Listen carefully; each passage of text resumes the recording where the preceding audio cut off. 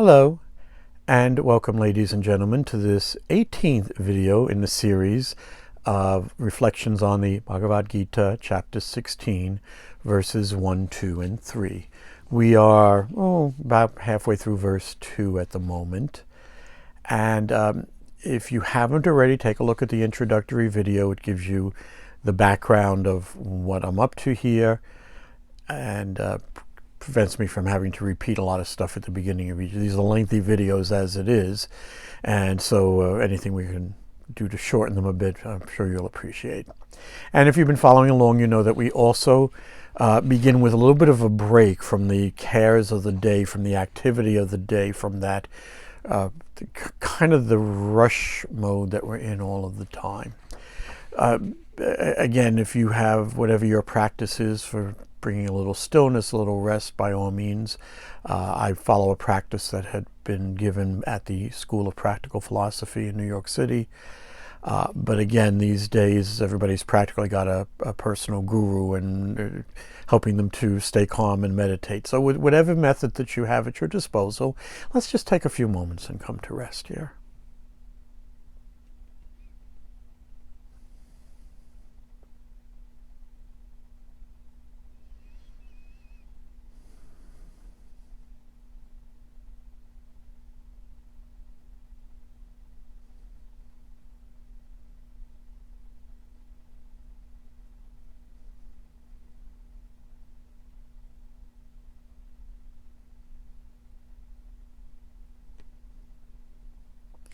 Good. Now, I keep this short. Ideally, 2 to 3 minutes would be a good way of helping clearing out from all the cares. But 2 or 3 minutes of me just sitting here with my eyes closed does not make for very entertaining video. So my suggestion is you stop the video for a little bit and make sure you're at a spot where you don't feel bothered. Okay, so normally I tell you what we're at. First of all, I'm going to hold up my piece of paper here today just to show you how little is on it, okay? We are looking at, let's see. See, this is my method. I didn't have to learn a video editing program. I just hold up the pieces of paper. Hold on, we got to be right back because I dropped them. Okay, we're back. I had to go pick up the piece of paper. What I was trying to show you before I dropped this is, sometimes there's a lot, and sometimes there isn't. And in this case, it's a very full phrase, and yet the definitions are sparse. So we're going to have to see what our experience shows us in this.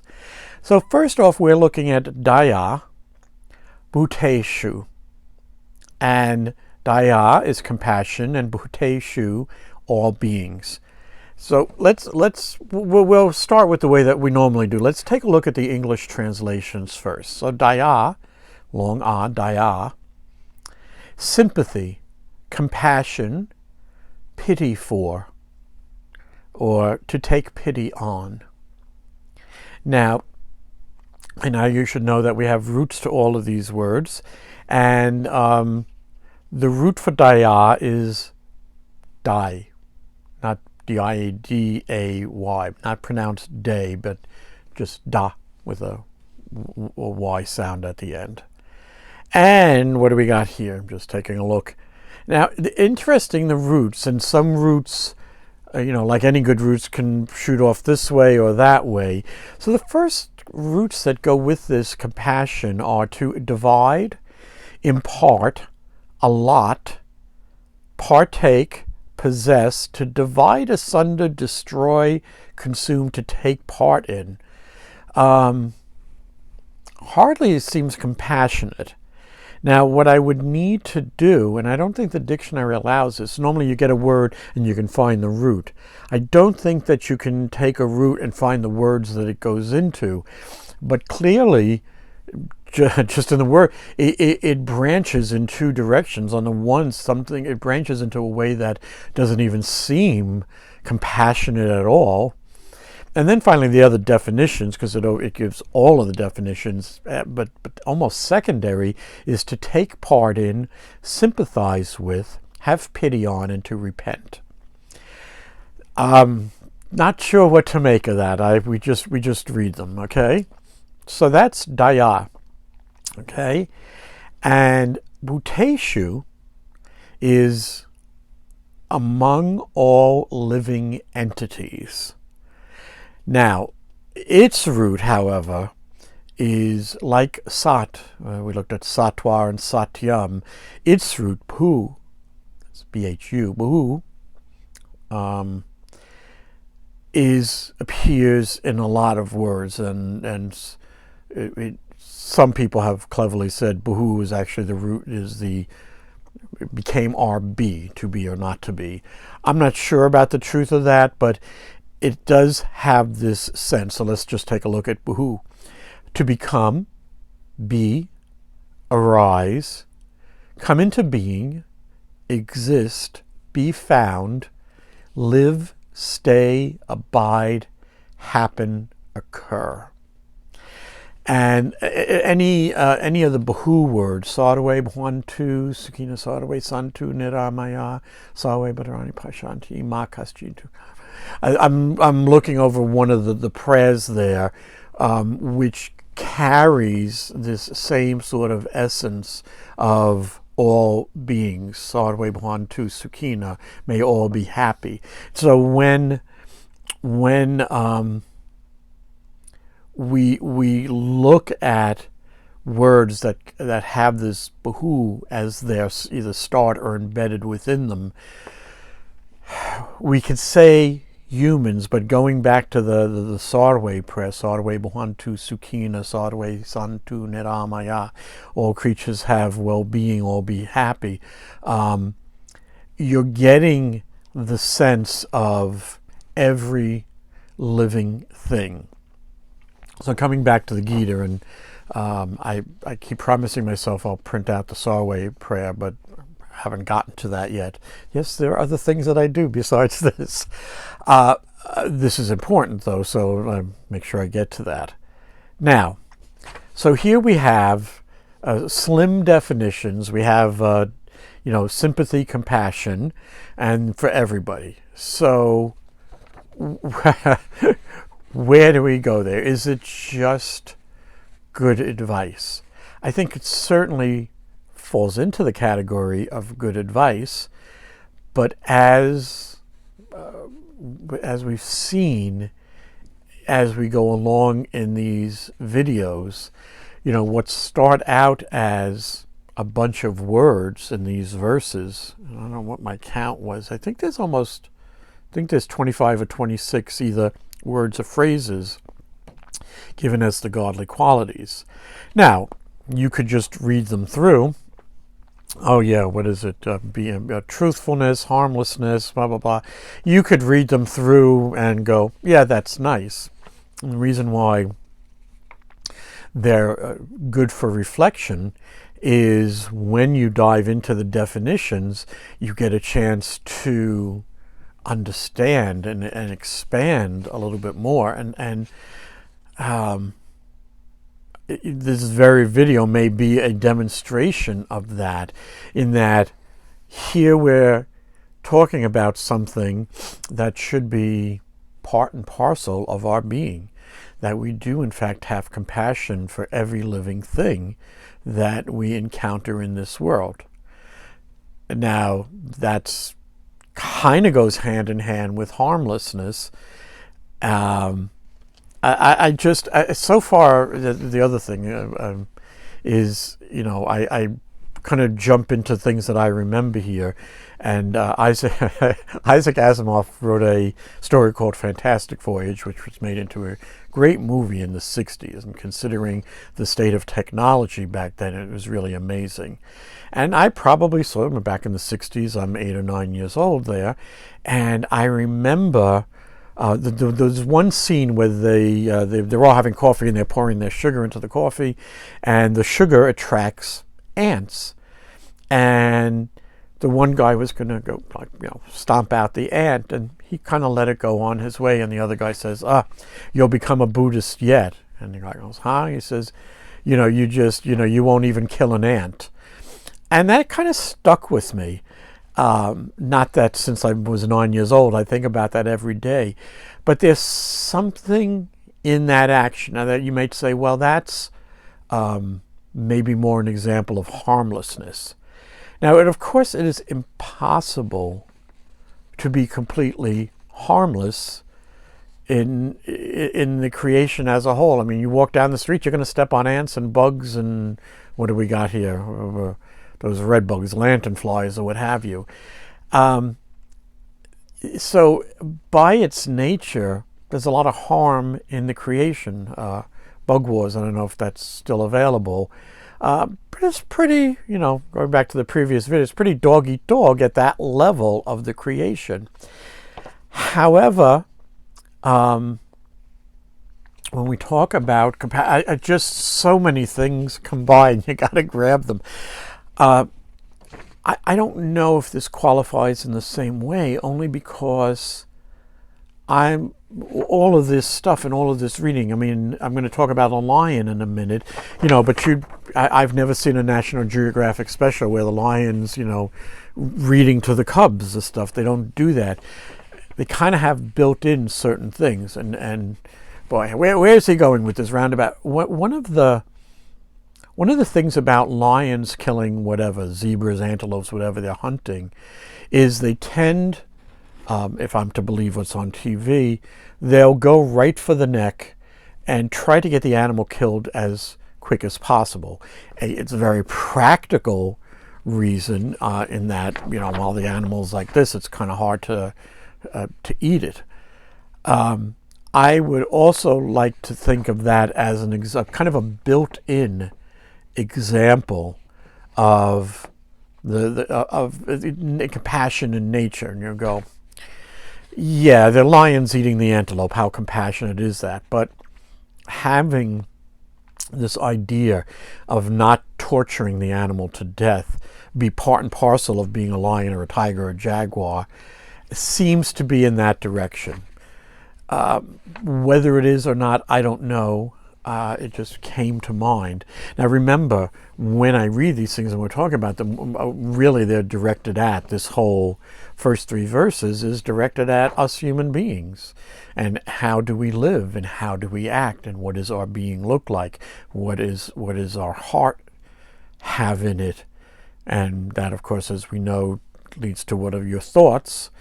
And depending upon the level of control, it depends on how strong or weak you are. If you're weak, everything just pops out of your mouth. The first thing that happens, it comes in and it goes out. No filters, I think, is the way that's called. So that's weakness. If you're strong, you have a little bit of control. You're not pulled, as I always like to, you're not pulled by the nose here and there for every little thing that comes by. And so these qualities are directed towards human beings. I mean, if nature happens to have some of them built in, all well and good, but I'm not here to talk about the animal kingdom. I'm here to talk about the human kingdom. That's what we generally interact with. Now, I say generally, most of the time we're talking to people. However, again, I say we're coming to from America, although just judging by the cat videos and animal videos that are out there, not unique to America, I think it's pretty well worldwide. America certainly has its share of cats and dogs. I've seen videos of people keeping some interesting pets. I personally wouldn't keep a large boa constrictor in my house, but be that as it may, we do interact with the animal world. And so the phrasing here of compassion to all beings. Animals are beings too. They do not have the same level of consciousness and awareness that a human has. They act in accordance with their fixed nature.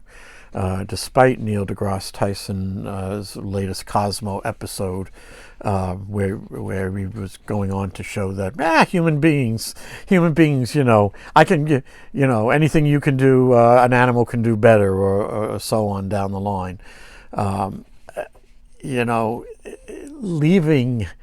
Leaving that aside, we're still aiming all of this at at ourselves, at human beings.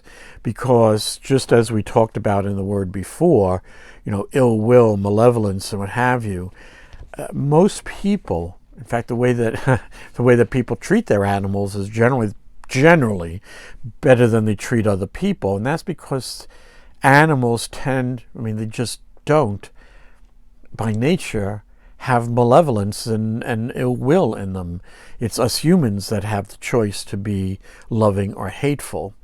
And so this compassion to all beings applies to any creature that roams upon the earth. Now, I did make a distinction before between harmlessness, which we talked about. We did 2 videos on harmlessness. We talked at length about that. So where is compassion? Where does that fall in? And I think that it is even more, if you will, more godly than just plain old harmlessness. It shows a bit of an inner being that if you are in fact compassionate to everybody else, that you can have sympathy with those around you. That is certainly, I try to avoid politics here, that is certainly a quality that most people look for in another human being, and certainly a quality that one would look for not only a fearless leader, but a leader who could show sympathy and empathy and concern and care for those that they're leading. And I'm going to leave it at that right now, because whether we're talking about the President of the United States, Congress, Senate, leaders, bosses, heads of corporations, all the way down to, the person serving you hamburgers at McDonald's, and finally and ultimately, and this is why I do avoid politics and everything else like that, because ultimately it comes down to people.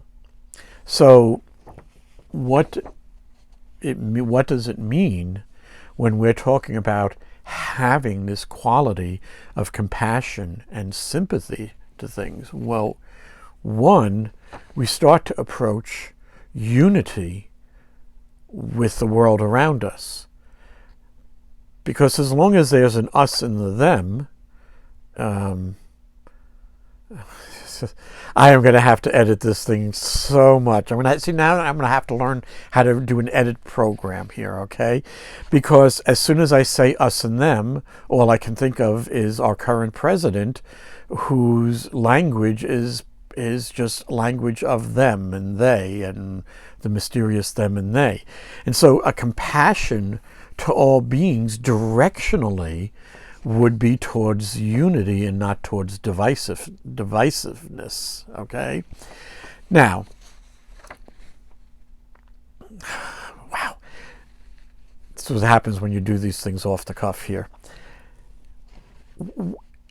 Compassion is, and I go back to truth, I just watched the video on truth a few days ago, is in action, is in circumstance.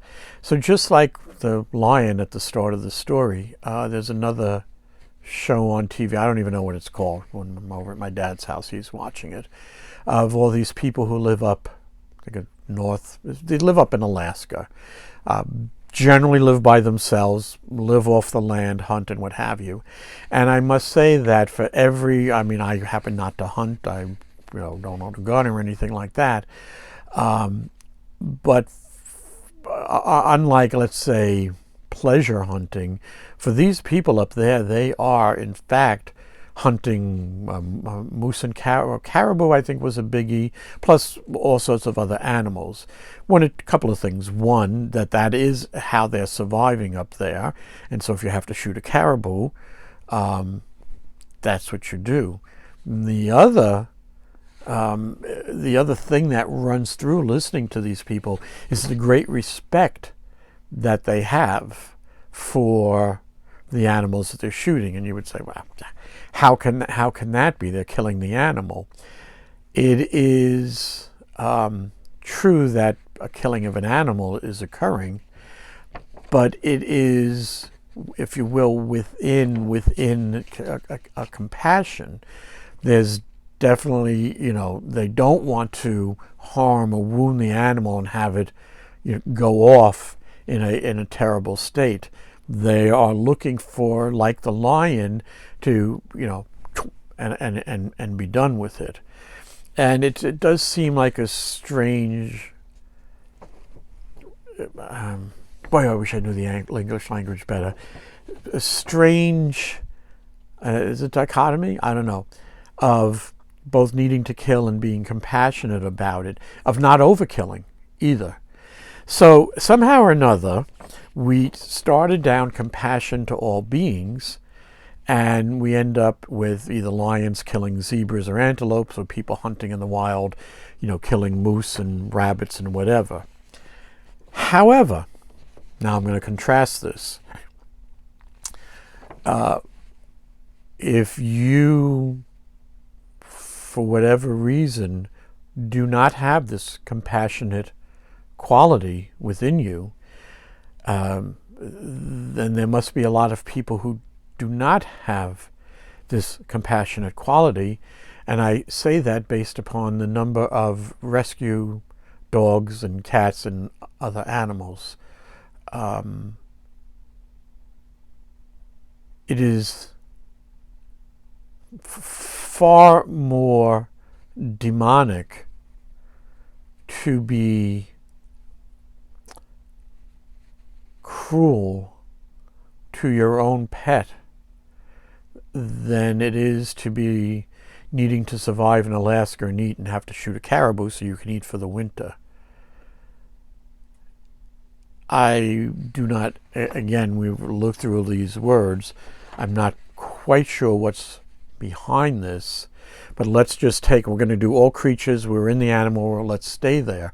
So here you have whole organizations necessary to rescue animals from cruel owners. That behavior does not seem to line up with compassion to all beings. And I always have been trying to preface these with my opinion does not seem to be, because it is my opinion, and yet I don't hear. I'd love to hear the truthfulness. If somebody is in fact, I mean, you just have to look at the commercials on TV. I think ASPCA and a bunch of other organizations show you these, heart-wrenching pictures of animals who've either been, chained outside and practically froze to death, have been beaten, whatever. And like these others, I am not quite sure why a human being feels it necessary to abuse animals, why a natural, and a lot of these things, and this is where we're going, and sorry for the jumping around, but we're kind of far into it and themes start to emerge. And one of them certainly has been, and I may just, I don't know, make this up, do the series, why do you feel the need to physically abuse an animal? And I'm only at animals here, and jumping to human beings, and I'm talking to you spousal husbands who somehow or another have got it into your head that beating up your wives is a acceptable activity because she did something or other. At this point, maybe the paper should fall back to the floor. I don't know. And I think that to have to do these videos, to have to do these series of videos to put out the question, why do you lie? Why are you malicious? Why are you hateful? Why do you feel the need to bring harm instead of compassion to all beings, human or otherwise? Now, part of that is to say to somebody, but that's not reasonable. I says, yeah, well, you're attempting to find reason when there is none.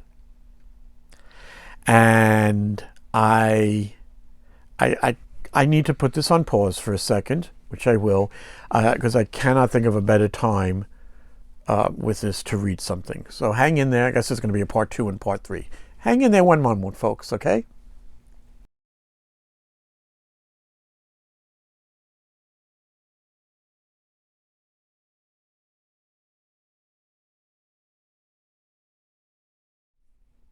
Hello again. Okay, so I don't know what part this is going to be. As I said before, this is the version with the commentary of the Gita that I use. Let me just read for a little bit here, and then we can jump back into the conversation. Just maybe I may have to split this video. We're looking at chapter 2, verse 54.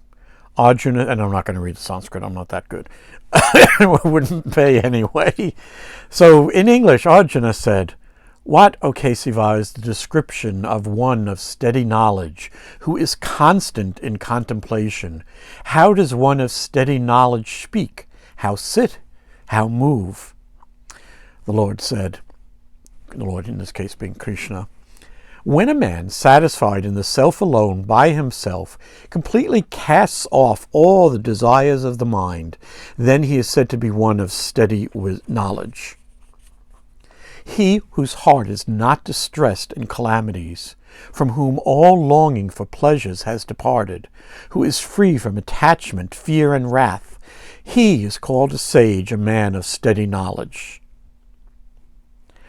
Whoso, without attachment anywhere, on meeting anything, good or bad, neither exalts nor hates, his knowledge has become steady.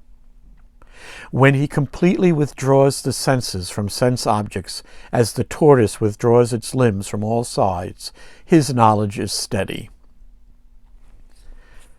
Objects withdraw from an abstinent man, but not the taste. On seeing the Supreme, his taste too ceases." And part of the commentary. So that was the first few verses. Unrestrained senses work mischief. So continuing on, we're up to verse 60. And I'll talk later. "The dangerous senses, O son of Kunti, forcibly carry away the mind of a wise man, even while striving to control them. Restraining them all, a man should remain steadfast, intent on me. His knowledge is steady, whose senses are under control." Now that's the lead up, and I've talked a little bit about this of kind of the second, assuming I ever finished this first series. But this second one is, it will probably be around at least 62 and 63. Okay? So let's just hear that. So remember, we're asking, right? Because the question is, well, why is one full of hate? Why is one reached a state where reason is not operating? Because that would kind of be the answer to why you're not having compassion to all creatures, or any of the other things that we've read about here. So let's just take a look, and we'll get back to discussions here. Chapter 2, verse 62. And please don't write in about man and woman and stuff. Please put a capital or human or something like that, okay? When a man thinks of objects, attachment for them arises. From attachment arises desire. From desire arises wrath. From wrath arises delusion. From delusion, failure of memory. From failure of memory, loss of conscience. From loss of conscience, he is utterly ruined. It bears repeating. I give you my promise that we will look at those in detail and at the words. He attains peace who self-controlled approaches objects with the senses devoid of love and hatred and brought under his own control. In peace there is an end to all his miseries, for the reason of the tranquil-minded soon becomes steady. There is no wisdom to the unsteady, and no meditation to the unsteady, and to the unmeditative no peace. To the peaceless, how can there be happiness? And so on and so forth. The key phrases, and I thought it was good to read around it, is to try to answer the question, because I really don't expect somebody to come up and produce a counter series of videos, on the demonic qualities and why we should all pick them up. We act that way, but the reason is we are kind of in a lost state. We're acting from an unreasonable state, page 72. And that somewhat is the answer to, as I say in a lot of these, why? Well, what's the case for this? Now, of course, nobody's thinking about it at that time. They're thinking about, I got to get that shiny new car. I got to get that promotion. I got to get, whether I'm married or not, I got to get that woman down the street, or just to be fair, the man down the street if you're a lady. Whatever it is, there are 1,000 desires acting upon us all the time. It's one of the reasons we start with this, okay, can we for a minute let it go as a song? I thought Let It Go as a song would have just helped the creation as a whole, but apparently not yet. But keep thinking that thought, okay? We let it go. We just let it go for a while. And you have a chance of not kind of doing this downward spiral leading to utter ruin. And we already did a video on universal knowledge, and it's kind of hinted at there. And I certainly would hint that, yes, you learn from whatever way you're brought up, but just like herd immunity, a very common phrase right now, there's herd knowledge. There's the knowledge that we get by being human beings and kind of passed down through the generation. And so one of the things about loss of memory, it's not just a loss of individual memory, it's the loss of memory of everything that you kind of need. And if that is lost, where are you? And again, the Gita does a better job of saying this than I can. But if you are in that state, you're not. If I would say you're not on any ground at that point. And so, I've done this before, and so I'm trying to close the circle and bring this back. Almost everything that we've read and looked at in this should have been the natural state of a human. And if that is not where you're operating from, we go back to, well, what other sounds are in there? What sounds are running around in your mind? I mean, in the previous video, I think half of us are cackling like the Wicked Witch of the West. I'll get you, my pretty. And if they can't, they're really, the desire for revenge is pretty high. So here you have the natural qualities, the godly qualities, which are again the qualities of humanness, and yet in most cases they can't make it out without having to take 50 bends through your heart and your mind. And people will say, well, why did I say that? I didn't mean to. I mean, it's because no matter how pure the impulse is coming out, it's going through your stuff. And so compassion, sympathy, pity for, has to be able to make it through your stuff. And one of our biggest stuff is it's us and them. It's me against you. It's a dog-eat-dog world out there. I can go down the list. It's a popular list. It's repeated day after day.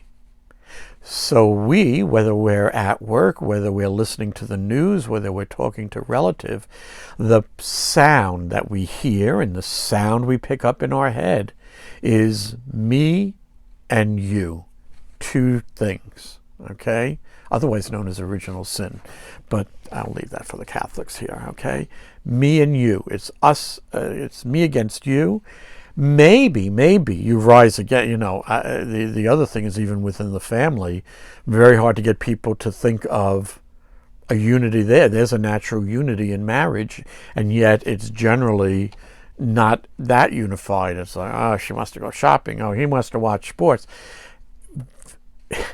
There's so many sounds running around that get in the way. And so I'm trying to answer my own question here as to why. You know, the original question was, how do you get to a state where you are harming and have no because even as you start to harm an animal, your natural compassion should rise up. But the fact of the matter is, you are in a state of utter ruin.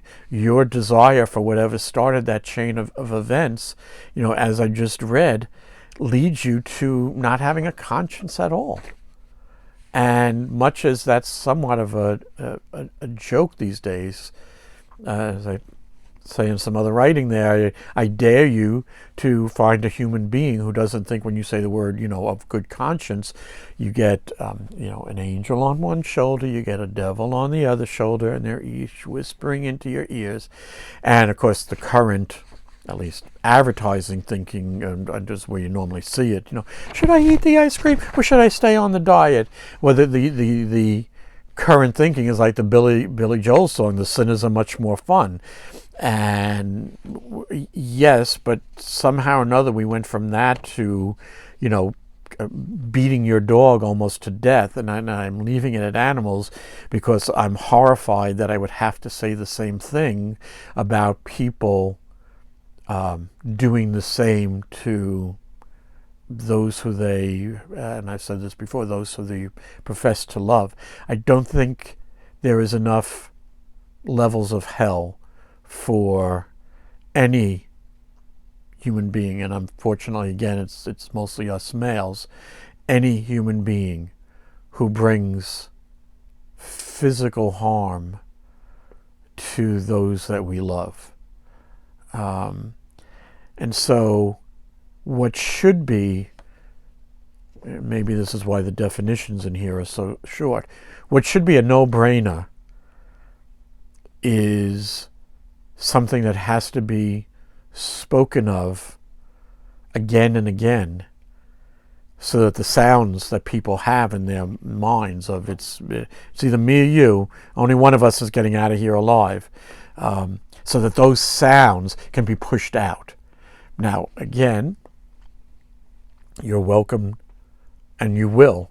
It's funny, I keep saying, well, you're welcome to do, and people say, oh, screw you, I'm doing what I want anyway. Yeah, sure. Go right ahead. There's nothing anybody can do to stop you. And in fact, it's very funny, maybe not on these, you know, let's say that they catch somebody stealing and go through the trial and prove what have you, and the person goes to jail. Well, just because they're in jail doesn't mean that their thoughts and their hearts are not still intent upon stealing. Yes, it's gotten one person off the street for a while, and yes, it's necessary to probably, especially murderers, get them off the street. But it doesn't mean that there's been a change of heart here at all. And maybe 1 out of 1,000 might have some real repentance. Yes, to repent. It was in there. Repentance usually being a change of mind, but you can't change your mind unless your heart's changed. And so, you know, in one way I throw up my hands and say, why? And in another, it's because we are out of our minds, people. Our heart is filled with hate. Our minds pick that all up. We're loony bins on running here, and I read the story way back when, about the king giving away the kingdom, and nobody makes it because we just, oh, look, a boat, oh, look, wait, I have to look around. I'm in my office here, and you look, and of course, you have pictures of your kids and stuff like that. But I also going to look around and go, oh, that seemed like a good idea to buy at the time. The desires are almost endless, and that's why it starts with, control of the senses, which we also talked about here. I think they're useful, and I think it's useful to talk about, because if we want to talk about compassion to all beings, it's necessary to be in a state where you can be compassionate to all beings, where the cruelties of your heart have been cleaned out, where the ill will and hateful thoughts in your mind have been cleared out, so that this, as I said before, I'd love the day when you don't have to have somebody sitting here on a video and saying, by the way, people, please stop beating up and maiming your pets, stop beating up your spouse, stop, it shouldn't be necessary, and yet there has never been a time when it is more necessary to remind people to stop doing this stuff. And it's not that you are, people say, well, there's a godly man. It's not about that. It's about not being a pain to everybody around you at the least. And of course, really, it's, as we said, ahimsa, not harm, not, without harm, apaisunam, without malice. This is what we need. We need people who do not have this. And yes, we'll start with less of it, It's, another great corporate phrase, well, we're not trying to boil the ocean here, okay? Good, we're not. All right, I get it. But how about starting with simple acts of kindness? And you can go to any gift shop. There's coffee mugs and stuff like that have that. We have the reminders. Okay, yeah, everybody got tired of looking at the coffee mugs. Well, I'm here to take the place of the coffee mugs for a while, and there have to be somebody else after me to say it in a somewhat different way so that it gets through. But clearly, you don't have to be Mother Teresa to show a little compassion to your fellow beings, whether they are animal, whether they are human, whether they, I don't know, it's for me, it's human, animal, microbes, whatever. Whatever the level is, that there is some sort of sympathy, empathy, compassion, is sympathized with it. There's some kind, this is the beginning of unity. Okay, if I am not doing us, me and you, us and them, those people, the great they who are responsible for every bad thing in the world, right? Well, they're the ones who are doing it. They are, pick your whatever. But charity begins at home, okay? And there is nothing tough about this. So, it's difficult at times for these videos not to become a little preachy. And I don't think of it as preachy. I think of it as pleading, people, please. And I think that those people would not, a goal of putting pet rescue out of business.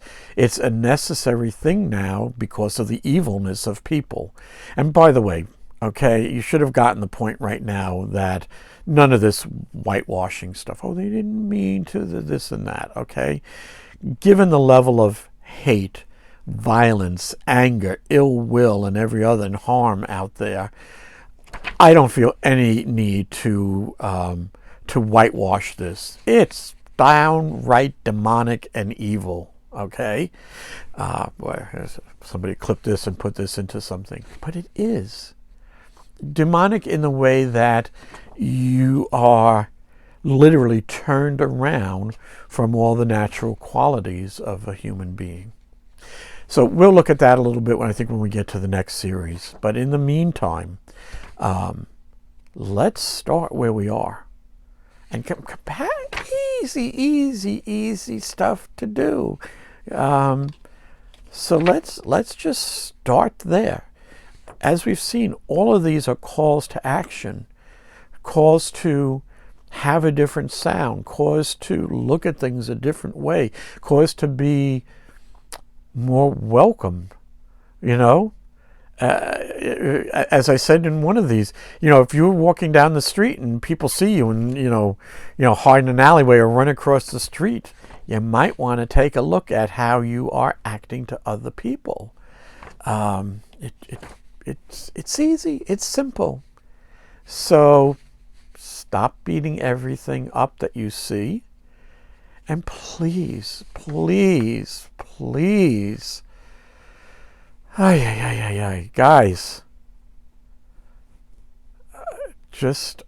can only keep saying stop it.